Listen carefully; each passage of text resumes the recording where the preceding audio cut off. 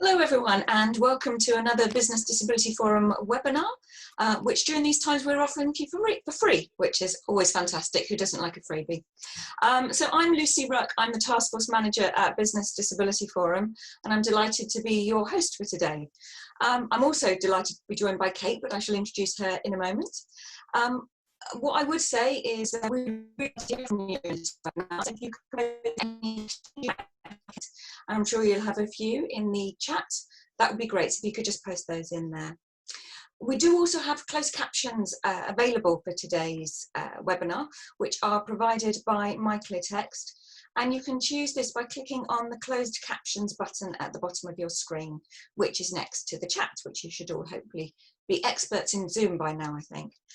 If you need to adjust the caption size, click on the arrow next to the stop start at the video settings, and there's an accessibility button there where you can go and adjust those settings. I think that's the technical stuff done, so we shall move on to what today's session is all about. So we're talking about employee resource groups or networks, which are at the heart of disability inclusion in a growing number of organisations. They're key in enabling disabled people to bring their whole selves to work and in driving change that is based around that very important lived experience. But, you know, how do we keep these networks not just alive, but flourishing whilst we're working remotely? So to answer that and many more questions that we have for you today, I'm delighted to be joined by Kate Nash OBE, the creator and CEO of PurpleSpace, the world's only networking and professional development hub for disabled employees, network and resource group leaders and allies. So hello, Kate. Hello, Lucy. What a treat. How are you? Yes, all very good, thank you. Yes, all ticking along, adjusting to the new world we find ourselves in. And yourself? Yeah, very good. Very good. The team are good. The community is good. The sun is shining. So, hey, what's not to love? Excellent, excellent. You're obviously not in the northwest of England then, because it's not fun.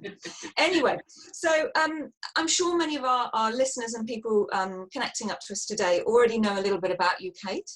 But for those that don't, can you tell us a few things about yourself? So I've got 3 things I'd kind of like you to cover, if that's okay.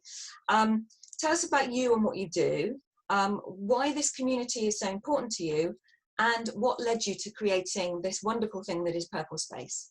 Okay, right. Well, look, let me keep those 3 questions in my mind and do my best to answer. And if I go off at tangents, Lucy, you know me well enough to drag me back in. So in terms of who I am, it's really hard, isn't it, to describe who one is in a short few words. I suppose I'm most known for being an impatient agitator. That's what I do. And, obviously I have the very great privilege of heading up PurpleSpace, and what we do is obviously encourage employers to first notice and then do something about the most effective way of delivering culture change, which is of course learning directly from your own people. But ultimately what I'm known to do is to accelerate change, not to go the long way around, not to go the leisurely route, but to start to think as an employer, what do you need to do differently and better to ensure that they're building inclusive workplaces. So that's what I do. And I suppose in a practical sense, what PurpleSpace does is, delivering leadership know-how for network leaders, resource group leaders, to be able to both build and then sustain these wonderful vehicles of change. They're not destinations, they're not service agents, they are these communication vehicles for change. And in terms of your second question, why is this community important to me? I think, it's because they are me. It's because I am them. That lovely expression, the personal is political. And I suppose after a lifetime of living with and learning about how to flourish at work as a disabled person, and then been very instrumental in supporting the UK to deliver legislative change, pre-1995. And then I suppose my skill set, which is it's about learning a few stock in trade skills about how you get stuff done. So why is this community important? I suppose I just wanted to be helpful and useful in helping this army of network leaders, these just amazing change agents, to, corral and harness their own frustration, their own helpful impatience. And yeah, they are some of the most imaginative, creative, innovative individuals with proper jobs. For all of you D&I managers who may be listening in, forgive me, you get my drift. But these are individuals who come from the business and choose to deliver their passion and their know-how to drive change. So that's why they're important to me. And then your third question was what, Lucy? What led me to create PurpleSpace? Yeah.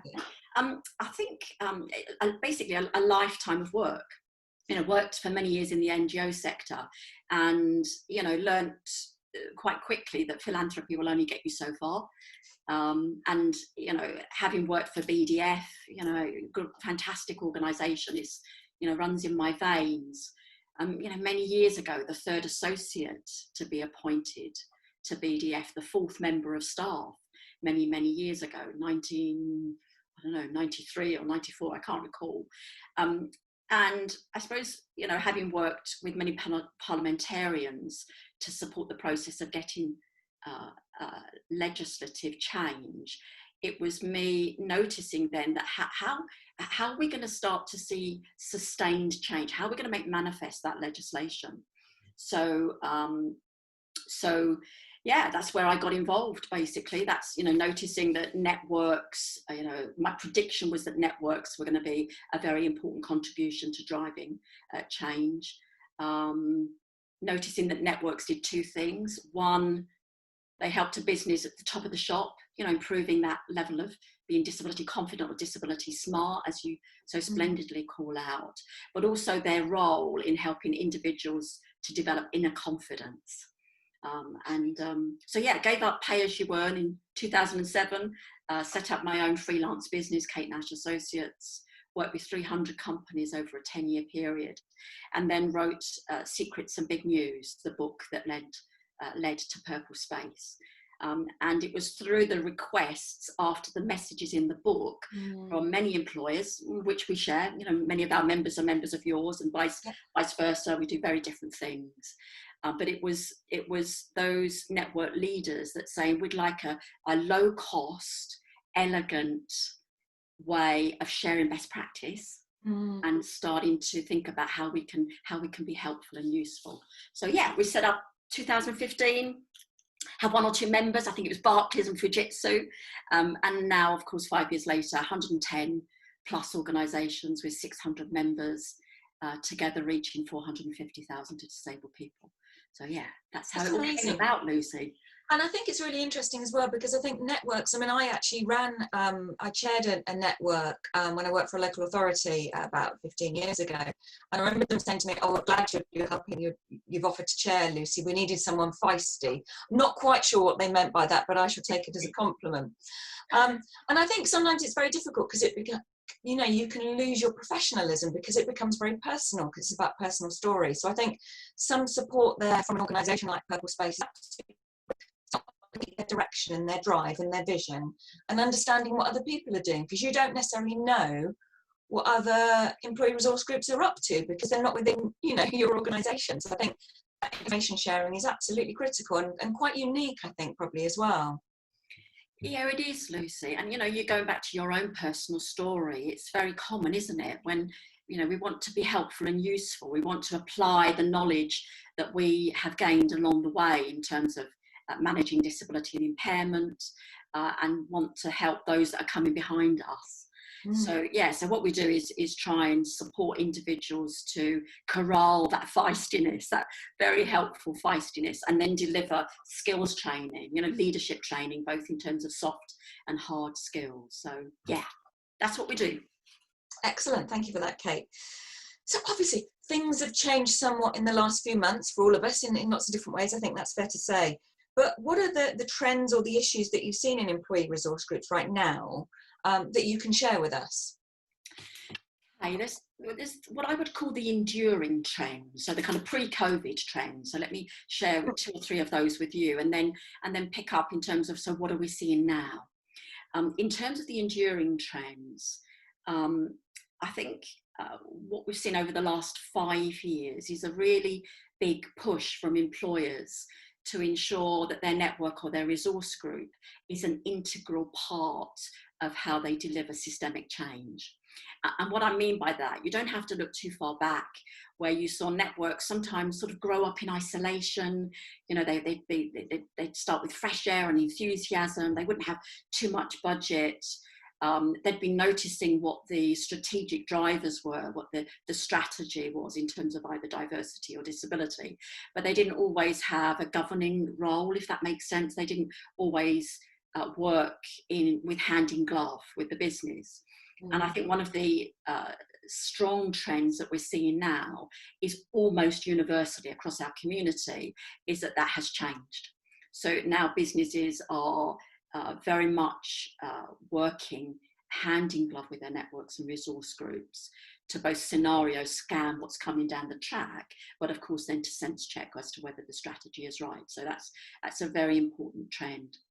I think secondly, the other thing that we're picking up, and it came from our impact report. So our impact report is a free resource on our website if anybody's interested, and we were very lucky to get the support of Barclays. But in this impact report, we're seeing, Lucy, one of the things that's really happening now is that networks are becoming less involved in some of the hygiene factors, or they're choosing deliberately to push back the responsibility of those things to the business. And what I mean by that, of course, it's wholly proper for networks and resource groups to have a view about, say, how elegant and efficient and visible the workplace adjustment process is, as one of many examples. And of course, it's proper for the business to ask that network what their view is and how they can improve it. But over the years, there have been occasions where networks are almost solely responsible for calling out the inadequacies of that process. And a strong trend coming through is networks feeling able, they feel they have the permission to say, actually, that's not our role. Thank you very much. Back to you to improve that. And instead we'll get on with our main work, which is about delivering a more meaningful narrative about how it is to live with disability and to build a more sophisticated understanding about that lived experience. And then the third big move that we're seeing is, I suppose, enabling disabled employees to notice what they can do to support change. You know, what is it about, you know, having skin in the game that can support the business to move forward? You know, we've in the past seen organisations spend, you know, the majority, I would say, of their disability budget on those people who are least impacted of disability. So the bigger spend on line managers, the bigger spend on policies, practice and procedures. And, you know, if you spend the majority of your budget on training others to get better at including disabled people, what you do is to, I suppose, lose sight of some of the things that we can do to be our authentic selves, to lean into our careers. So we're starting to see a trend where it's not just about getting in to work, but it's about getting on. You know, how do I notice the soft bigotry of low expectation? You know, what do I do about that as a human being? And I'm not, in all of this, I'm not suggesting it's about fixing disabled people, you know, learning the lessons of the women's movement. It's not about fixing people, but it is about noticing what do we need to do differently and better to deliver well in our work. So yeah, the big trend there is employers starting now to invest in personal development courses, mentoring programs, coaching programs, storytelling programs, you know, quality lived experience programs to really surface that. And I know we did a career development course last year, which was really good. I know that I think Phil Friend has developed over many years, and I think that's hugely beneficial. You know, you do that, to say, for the female movement, and I think it's very important as well, because it's life-changing disability, isn't it? And I think that needs to be recognised and supported and nurtured. Yeah, very much so, Lucy. And, you know, and congratulations to BDF for shining a spotlight on that need and, you know, and delivering that type of practical training. You know, Phil is best in biz. You know, well, actually, there's quite a lot of best in biz, she said. And if you're listening, Phil, yes, of course, we have a huge love of what you've done. You've set the pace and the pattern and the standard by which employers can deliver that personal development. But it is great, and the fact that BDF calls it out and encourages, you know, your members to notice the huge value is very important. I think lastly, coming back to trends, Lucy, you know, as you say, we're living in the most extraordinary of times in all of our life history. And I think what we're seeing, you know, many of the trends are now well documented. And again, big high five to BDF for supporting your own members and others and making freely available resources and know-how and collateral to help employers to manage this process. But one of the things that we asked is, I won't rehearse all of that, which you've so splendidly done. I think the one thing that I would highlight in terms of a trend around networks and COVID is that although many of our members, for example, have been working by virtual and digital means for many years, and that's simply because it's been a much more helpful and practical way of bringing together disabled people. Not just in terms of geography, but when budget is tight, you know, you don't want your people either coming into London or any other headquartered office in different global businesses. So now they're doing that in spades now. They're just doing more of it. So you've got your virtual coffee mornings and your virtual get-togethers. And I think, you know, the trend that we are seeing, what we're picking up, and I would say this is in the last 4 weeks, is as employers, wherever they're based, not just in the UK, but across the piece, you know, you have many global members, and therefore their easing of lockdown varies from jurisdiction to jurisdiction. But I think given that disabled people are more likely to be the last to return to work, so whether they're shielding or deep self-isolation, you know, what we're hearing is that network leaders are encouraging their employers to hear that they don't want to lose some of the gains that we've secured in this supercharged digital era. So a lot of work to start to think about and surface what have been some of the positives, because they've got to be, there has to be. We should be, you know, we should be lambasted if we don't choose as individuals to notice some of the positivity that has come from this. Does that make sense to you, Lucy? Do you see that too? Yes, yeah, completely. So, no, thank you for that, Kate. I've got another question I'm going to move on to. So, thinking, and we talked a little bit sort of about PurpleSpace and how it came about, and sort of the momentum behind that when it first started. It was sort of for want of a slightly crude term, a slight gap in the market. If there was a need there, and someone needed to support those groups.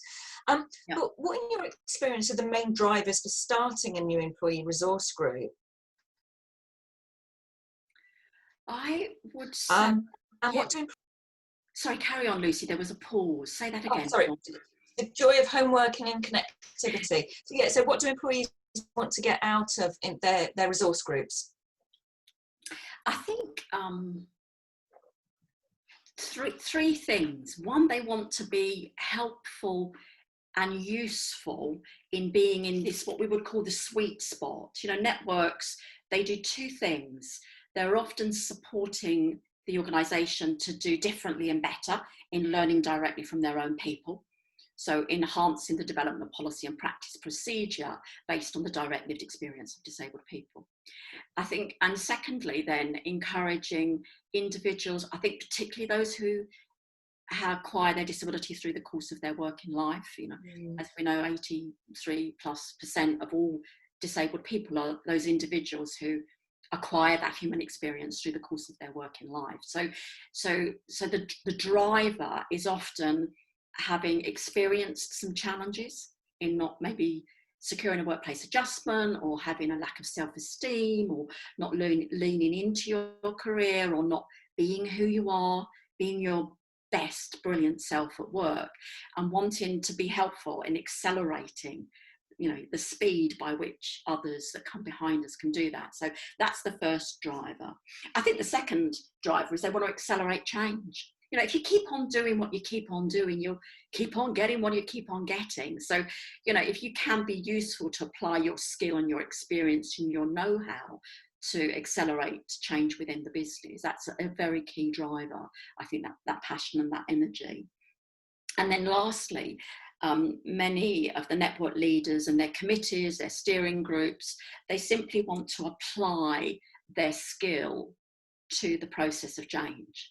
And of course, we're talking about people who come from any part of the business. They might come from communications, they might come from facilities, they might come from IT, they might come from product development, they might come from marketing. You know, these are individuals who are highly trained experts in their own right, and they want to apply that to supporting that process. Those are the three key drivers, I would say. Lovely. Just remind people as well listening in, please do post any questions you've got for Kate in the chat section, and we'll come to those at the end of the session. So please do ask those tricky questions. Let's put Kate on the spot a little bit. I know she won't mind too much. Love it. What do you think networks should be doing, and how can they be most effective in influencing change in the business? So what are some of the key things you've learned? I think firstly, they're like a supporting role. You know, when an actor or an actress wins the Oscars, and we're often reflective that yes, they might deserve that, but it's often the supporting actor and actress that can often enhance the delivery of that storyline. What do I mean by that? I think that the key thing that a network or a resource group can do is to notice where they fit within the strategy. They have to trust and accept and notice that, you know, their D&I colleagues, their professionals, are choosing deliberately to create a strategy that's going to work well for that business.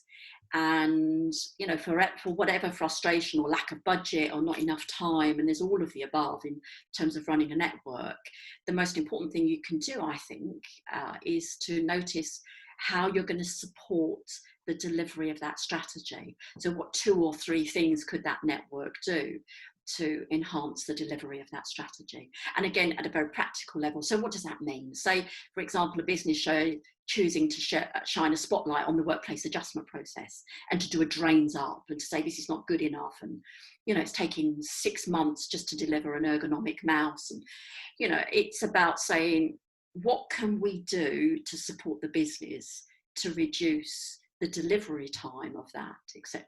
So that's the first thing, is really embed it. I think the second thing they can do is to not fall into the trap of delivering value by the next awareness day. You know, what I mean by that, you know, awareness days can be a very helpful instrument to shine a spotlight on particular impairment groups. But I think, you know, where networks occasionally, because they're busy and they don't always have the time to think about this, they can sometimes fall into the trap of delivering what they do based on the next impairment that is going to be. So making sure that you don't fall into the trap, you've got your own strategy, rather than just what's current, what's popular, what's the talk of the town. And then lastly, what they can do is see themselves as a vehicle, not a service. You know, I talk about this a lot on platforms, Lucy, but if I had a £1 for every network we've come across who, you know, feel quite burdened by having to deliver what I call like a service vehicle agent, rather than see themselves as a vehicle for change, a communication exercise. So that's one of the most important things that a network leader can do, is to notice that they can use humor, they can follow their nose, they can be innovative, they can say what's coming down the track, what do we want to be known for in 3 years' time, and usefully apply that skill rather than the daily grind of a service. I think you probably find within those groups that people can be more imaginative, more creative. I say humour, I think, is really important. The business might not think of using the humour, but as individuals, we all know disability does have its funny moments, or you can kind of take the mickey out of stuff a little bit and bring humour into these things. Now, the business wouldn't think about doing it in that way, but actually, will that touch people a lot more by using those tools? And I think that's a really interesting one. Yeah. You're right, Lucy. You know, this, as we know, this is a human experience that can derail us as individuals for a period of time, or a very long period of time, or sometimes a lifetime. And therefore, there's a degree of challenge in accommodating and assimilating that human experience as individuals, and therefore that can become highly charged. for our non-disabled allies who, you know, who want us to succeed, who want to do well, who want to be an ally, but feel caught up in that challenge. So yeah, it can be too earnest, and humour, yeah, it's a great thing to use in terms of driving change. Yeah, absolutely. And thinking about it from the other side of the coin almost, what can businesses do to nurture the network? So we talked about, you know, the network supporting the business and helping to drive the agenda a little bit more. But what can business do to support the networks? A range of things. I think the first is to notice the loneliness of the long distance network leader. For, you know, those of our listeners, your listeners who remember that wonderful film many years ago, The Loneliness of the Long Distance Runner, it can be incredibly isolating, choosing to set up a network, to sustain a network, or to lead a network, you know, to help support the legacy of a network that may have been running for 10 years. It's really, really isolating because you're not a functional responsibility in the business. And disability may not be your primary skill. You know, you may be very passionate about it. You may have some personal experience of disability, but you have absolutely no experience of running a network. And therefore it can be incredibly isolating. And yes, of course, you can learn from network leaders who may be running gender networks or BAME network or LGBT plus networks or faith network or religious networks or working families, you know, all of those. You can learn a lot, but ultimately this is about delivering an improved story of change for disabled employees. And so what a business can do, well, they can help those individuals to connect with others, you know, invest in them, support them to reach out to others within the PurpleSpace community, you know, learn from others, share notes, swap notes, generously share resources about what works and doesn't work. So that, I think, is really important, investing in their delivery. And then I think the other thing is to deliver quality feedback about how the network is doing. You know, treat it as you would with any other function, where you do a 360 appraisal and you're working closely with the network leader to say, I love what you have done this year. I like the way you did X and Y and Z. However, that other thing didn't work, and what can we do to support you to deliver well? So it's that noticing and giving quality feedback that I think is so important. Lovely, thanks, Kate.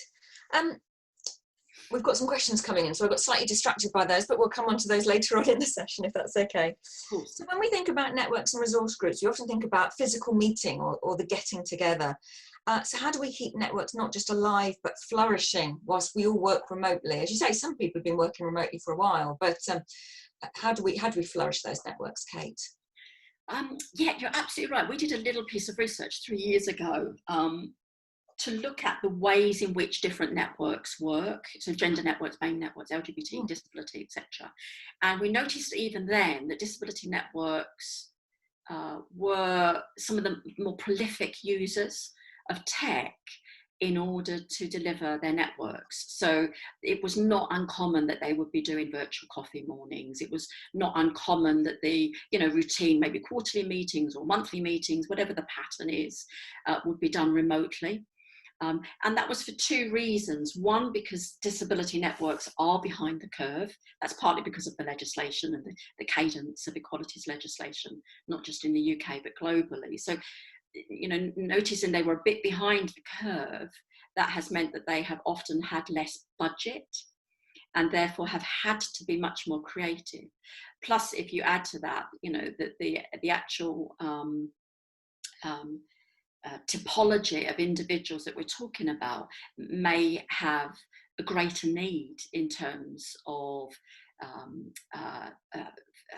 traveling, for example, you know, some of the discomfort that would take an individual to travel from one part of a country to another to rock up at a routine meeting.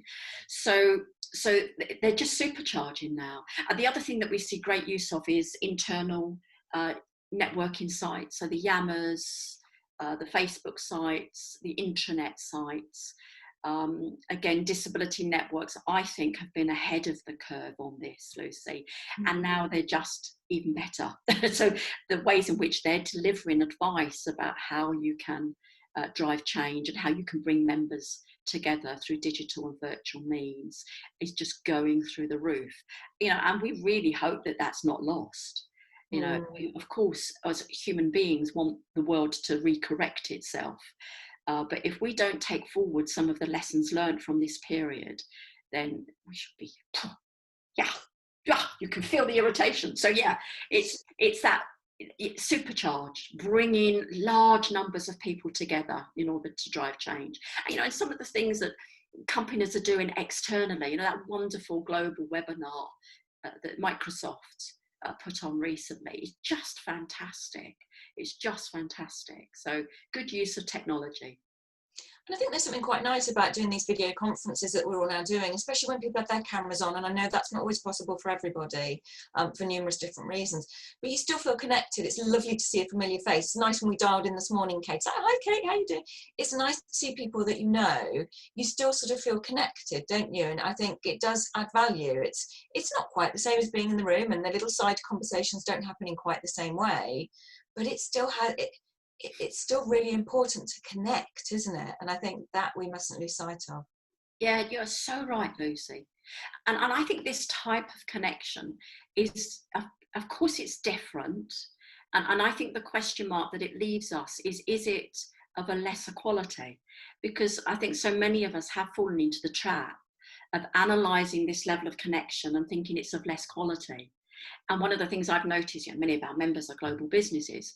What I've noticed is so many of our global colleagues have been doing this anyway, and they've learned all of the norms to make this connection as personal as it can be. So yeah, lots of learning. I don't know if anyone's thinking about this at the moment, but what would you say to someone who's thinking, actually, we don't have a network in our organisation at the moment, and really we maybe ought to think about starting one? Is now a good time or a bad time? What would your thoughts be on that, Kate? I'd say just do it. There's never a good time to go on a diet, and boy, do I need to go on a diet. I haven't, in my 15 plus years of working with companies in the UK and globally to set up, sustain and deliver the most imaginative networks that are routinely now being called out as the most important systemic driver to deliver inclusive workplace practices. I have never once ever been told by a chief exec or a disability champion or indeed a network leader that they've regretted doing that. I have hundreds of stories about how it's exhausting and how hard it is, and how, when you're working at midnight because you've done the day job and you've put the kids to bed, and then you've got to do an hour's work on the network. So, we hear of those difficult stories, particularly those that are not applauded and thanked, warmly and regularly for the extra that they do on top of their day job. But what would I say to those that do it? You won't regret it. There are two people in life. They're your starter-uppers, the people who get things going. They don't overly worry about the constitution or the terms of reference. They know that over time it will change, but what they bring to the world is they start things up. And then the other type of people are sustainers, the improvers, those people that enjoy maintenance. So if you're a starter-upper and you're thinking about it, stop thinking about it, just do it. Excellent. I won't mention that you're sponsored by a chain of sportswear who just do it, but we'll ignore that. One of the things that I think you're also sort of quite known for is the phrase of bring your authentic self to work. And I think it's a fantastic phrase. And I think, we should all be authentic in whatever we are. I'm sometimes accused of being a little too authentic, but we won't go there. It's very important in terms of identity and energy and productivity, and of course openness. But now we're all working from home and working in different ways. What does that mean in terms of bringing ourselves to work? And how can we do this, Kate? Wow. Well, I think the first thing, obviously our network leaders, a good majority are people with lived experience of disability. About 80%, I suppose, of our 600 leaders have a disability, and the others are just incredibly skilled, passionate, brilliant allies, you know, all of them deliver an amazing contribution. And there's no lack of quality within either that group. They're just splendid. You know, in terms of being authentic as a leader or as a disabled person at work, I think the first thing to notice is that we are all of us on a journey of understanding what it means to be authentic. And a bit like when you choose to sort of change your style of clothing, you know, I think most human beings do that at some stage within their lives. But you know, when you try on a different style for the first time, you know, you're not quite sure if it fits or it suits you. And I think that there's a lot of resonance in that in terms of how you choose to share your story of disability, whatever the impairment, whatever the date of onset, whatever the severity, whatever your personal circumstances, you know, whatever your own inherent level of resilience is, or how lucky you are in having individuals around you that can work with you on that. Whatever that is, we are always on a forever journey of understanding how we display that level of authenticity. And whether you choose never to, or a bit like Goldilocks and the Three Bears, sometimes it's a little bit too much and you might draw back from that. It's about recognizing the art of perfecting how to be who you are, preserving and protecting your strength and your power and your brand. So, I mean, in terms of, I think weirdly, the medium of tech can sometimes be almost a more powerful instrument in being authentic. We're hearing stories again and again from our network leaders, how line managers who are bringing together their teams are having to deliberately ask, of course, how are people feeling right now? You know, and sometimes they have to slow down and encourage someone who may not have experienced a mental health challenge before, but completely challenged and completely isolated or struggling to work and look after the children and homeschool them, you know, or have partners who may be working in trades where they're on the front line. We are, all of us as individuals, deeply challenged differently by what's going on. And in the context of work, it is a requirement now on line managers to surface these stories. And I think where a lot of disabled people have a role to play in is how they can encourage others to do just that, because they're more practiced. Yeah, absolutely. We've kind of learnt the hard way, I think, in some ways, maybe, haven't we? I think we have, Lucy. I think we have, yeah. Interesting, this is something that you touched on earlier on, is about networks can often just focus on awareness days if we're not careful. Yeah. But they are also a really useful and important tool. And when we can't physically get together, how do we go about doing that? And of course, it's not just about preserving those for the sake of it, but they often play a key role in driving forward a lot of the topics and the agendas that the networks want to talk about. So have you got any examples of innovation around those sort of awareness days that you can share with us? Yeah, and you're right, there's such an important vehicle for spotlighting on specific impairments, I suppose, and helping the business to think differently and better about how you help people secure the workplace adjustments that they might need, etc. So they are an important part of the calendar, I think, of a network or an organisation. The best types of innovation are those that are choosing to, I think, one, to notice where they might have a homegrown person who can talk about their own lived experience. So, you know, if you're talking about cancer awareness days or dyslexia days or mental health days, etc., you know, working with, not in real time, not a nanosecond before, you know, not even a month before, but if you're able to look out over the course of the year and say we're gonna spotlight on, say, these 4 awareness days this year, is to work far out in front with an individual who might be prepared to share their story, might be prepared to, you know, to be their authentic self, as we've just discussed, but to work with them in a way that lands the purpose of the story. And we talk about TFD at PurpleSpace. TFD, what do you want an audience to think, to feel, and to do as a result of sharing your story? Because as we know, Lucy, if we look back at our former selves, you know, you talk very openly and beautifully and in a way that leads learning about your own experience with your, you know, your prosthesis and the accident you had, you know, that is very real, and you pull out the useful nuggets in terms of how you share your story. So the innovation in the networks is those networks who are prepared to work with an individual who's got something to say and to help frame that story on the TFD. What do you want an audience to think, to feel, and to do, not a cathartic story? How helpful is that? That's not helpful. It might help us to better articulate and get over some of the sadness that we might have, but it's not going to help a business. So yeah, that's the biggest innovation we're seeing. Very deliberate storytelling. That's great. And I think storytelling is so important as well, isn't it? Because we can read lots of documents and understand why, I mean, obviously it's a legal requirement and everything else, and of course those things are very important, but they don't bring it to life. It's not Dave, who I see, who I know has dyslexia, who uses different software, and then everything works well for him.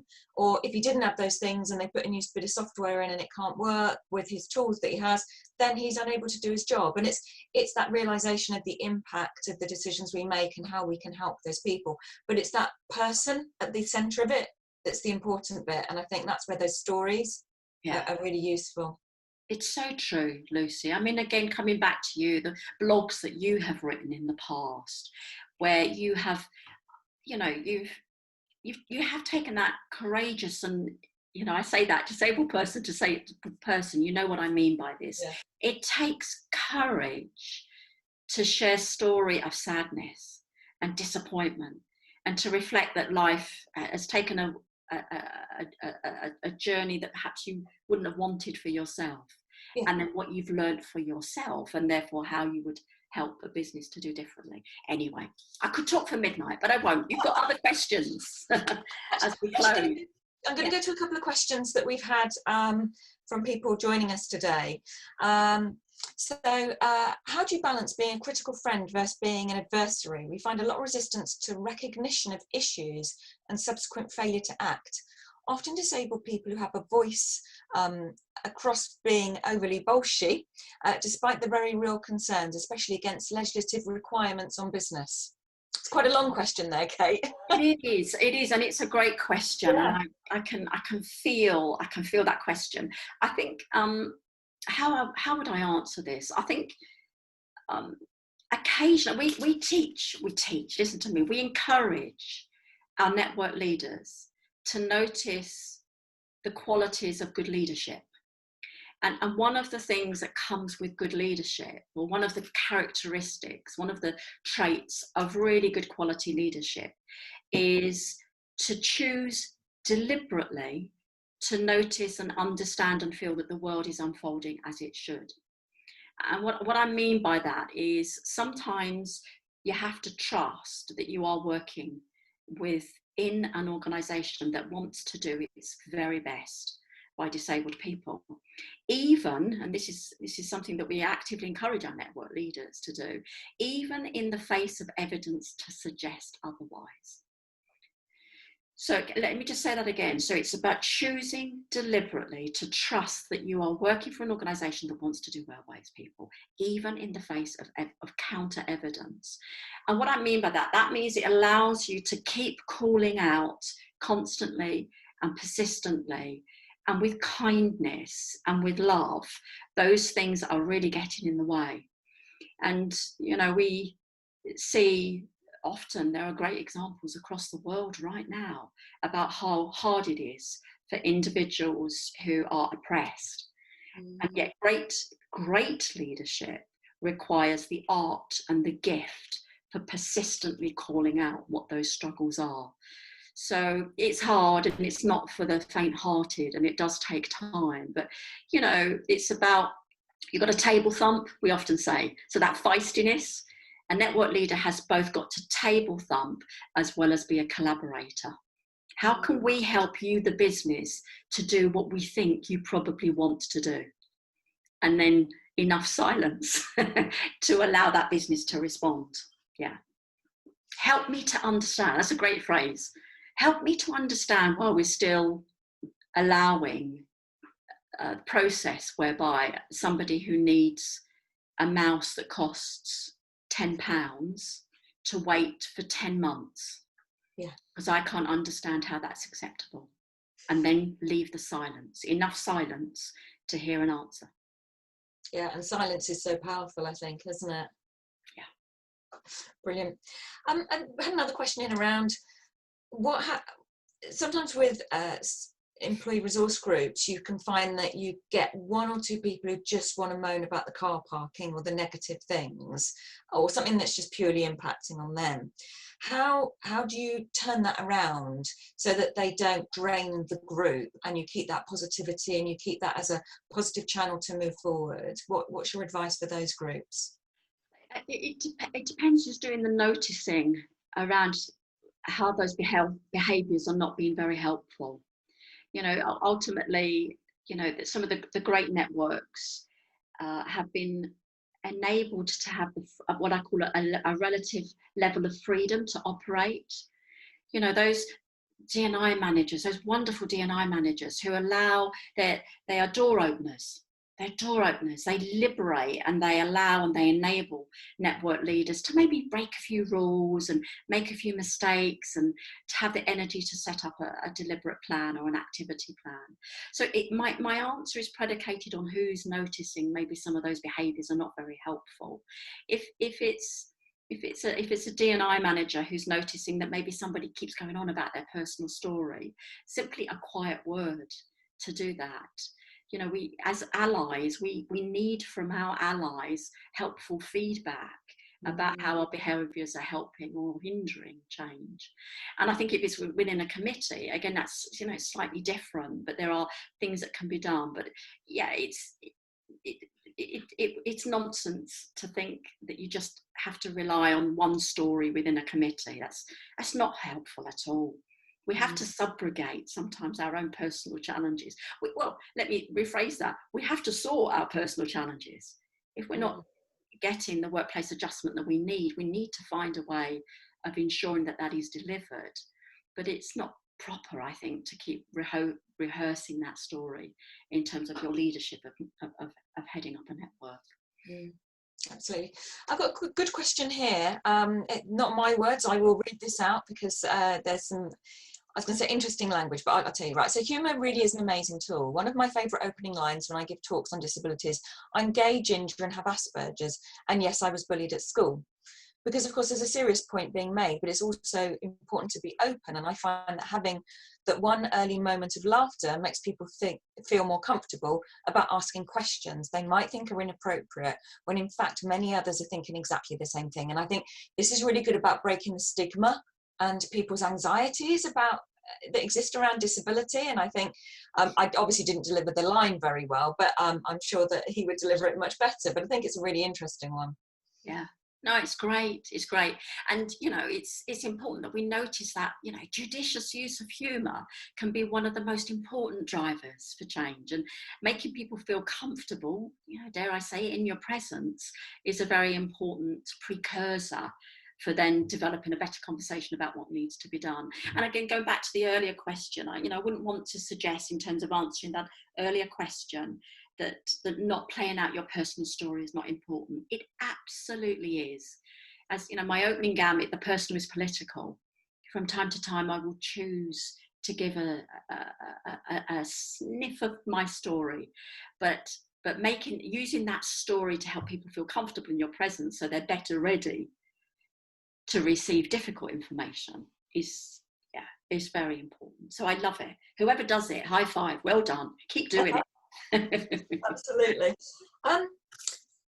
Okay, I'm going to go back to a couple of questions I just sort of pre-prepared, and I wanted to talk to you about Purple Light Up, hashtag Purple Light Up. Yeah. And I'm going to talk about the camel case in that quickly. So it's purple with a capital P, light with a capital L, and then up, but all one word. So we're making sure that works well for screen readers and people with disabilities. And I believe that's now going to be in its 4th year. Can you tell us a little bit more about what your plans are and how you might go about running that remotely, dare say, if things haven't settled down, we're not allowed to meet up again by December? You tell us a little bit about that, please, Kate. Yeah, of course, Lucy. So a quick reminder, so Purple Light Up is a global movement that has now been running for 4 years. And, you know, PurpleSpace didn't invent the connection between purple as a colour and disability. It's now synonymous, not just in the UK, but across the world.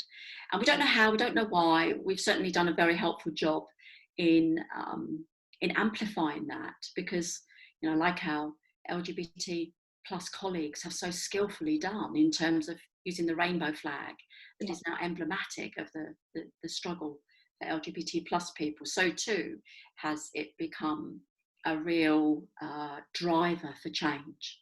So Purple Light, there is a real purpose behind Purple Light Up, and it's why we choose to lead it. So Purple Light Up is simply a movement. It's not a campaign, it doesn't have a start, it doesn't have a middle, it doesn't have an end. It's a movement. We've lost control beautifully. And it's about celebrating the economic contribution of disabled people around the 3rd of December each year. And it's our mark of respect to the United Nations International Day of Persons with Disabilities. So our members, like your members, Lucy, will often do a something around the 3rd of December, but that has for many years been incoherent, inconsistent, not joined up. And so what Purple Light Up, it was an invitation. So 4 years ago, when I put a straight tweet into the world, it was, is the time now right to connect networks across the world, to start to think about how we celebrate the day in, day out economic contribution of disabled people into the tax coffers of governments around the world. This is not just about getting in, this is about getting on and celebrating. So that's what it's all about. So this year, yes, it's going to be entirely digital. I mean, it just so happened, of course, we would bring our network leaders together and disability champions and chief execs, you know, from many different businesses at a party in London. But no, those days have gone. This is going to be a digital party, the lasting 24 hours across the world. It's still in plans, and we would love to share more with you, Lucy. And you know, we've enjoyed your quiet support in the past, and we would love that again. So yeah, it's going to be a digital jamboree, a party across the world. I was very excited about the work you did last year, travelling around in the taxi, in the purple taxi. I thought that was brilliant, Kate. So yeah, I love watching what new ideas you guys have. And Lucy, why? I mean, my question to you, dare I say it, why did you enjoy that? What was it about that was important? It was really visual. And of course, a purple taxi stands out, I think, as well. And it was the people jumping in and out. I thought it was very sort of, I know it wasn't spontaneous. I'm sure a lot of planning went into it, but it just sort of felt quite natural. And I like I mean, you've always got a very natural tone to you anyway. I mean, I feel like we're just having a chat here. There's no one else here with us really, Kate. It's just you and I. And I think those little chats in the back of the taxi that you do so well were just really nice. And I think that relaxed atmosphere and everything just works really well. It's really helpful to hear. I appreciate that. And who doesn't love purple, especially a purple taxi? It's quite a hard colour to wear. I'll say no more. Do you think maybe people might light up their houses purple if, you know, we're all still at home? Are we going to be like ordering in November, like purple lights for the house, maybe? Yeah. You know, one of the things I love, Lucy, about Purple Light Up, and yes, some companies can choose deliberately to light up buildings, etc., but that's not the purpose. And while we love it and we applaud it, and we notice that those companies choose to do it, are simply displaying their allyship to disabled people. They're saying, our people really matter to us. And they usually use it as a hook to describe something that they've achieved over the course of the year, or something they're looking to achieve. So it's very real. But I also love the quiet stories. You know, an individual who chooses to wear a purple t-shirt and they take a selfie and they just tweet about it. And it's their way of saying, I'm part of this community. This community matters. And I want to celebrate and applaud the amazing talent that many businesses choose deliberately to employ and deploy. Lovely, thank you, Kate. We're going to be rounding up next, and we've only got a few minutes left, but what I wanted to ask you about, what positive change can we take from this period, and especially obviously thinking about the networks, that we can look to carry forward to say we've learned some lessons. What do we not want to lose? I was going to say when we come out of this, and I'm not sure, it's not a clear line in the sand for this one, is it? But what are the things that have worked well that we kind of think, right, we need to hang on to that? There's so many different ways I could answer that, Lucy, but let me try this one out. 2 minutes. very quickly, I think, you know, we have to notice that this experience has flawed the best of us. You know, COVID-19, and this, you know, we talk about staged and a stage approach to lockdown, and things will ease. But this pandemic is something that we're going to have to live with for many years. And I think life has changed fundamentally for so many of us for many, many years. So the legacy, I think, for me is about us as disabled people, people with mental ill health, people who have experienced accident or injury or trauma, is to notice that that human experience can derail us, and over time we develop a bit of scar tissue, what I call an emotional scar tissue, and sometimes that can make us a little bit brittle. And I think what we've experienced, all of us, over this, is how we feel when we lose control over our life. How do we really feel when we lose control?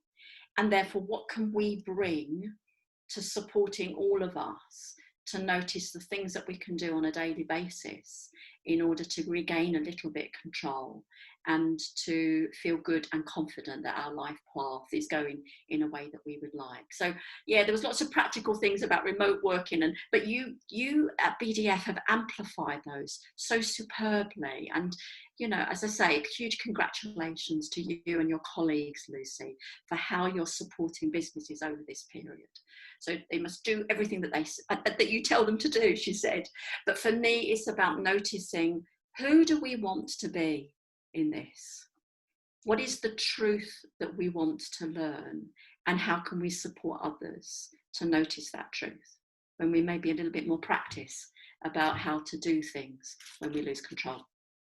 Yeah, I think we have some of that inbuilt resilience, and we've had to overcome different issues already. So thank you ever so much for that, Kate. That's fantastic. As always, we do have a lot of information available already on our website.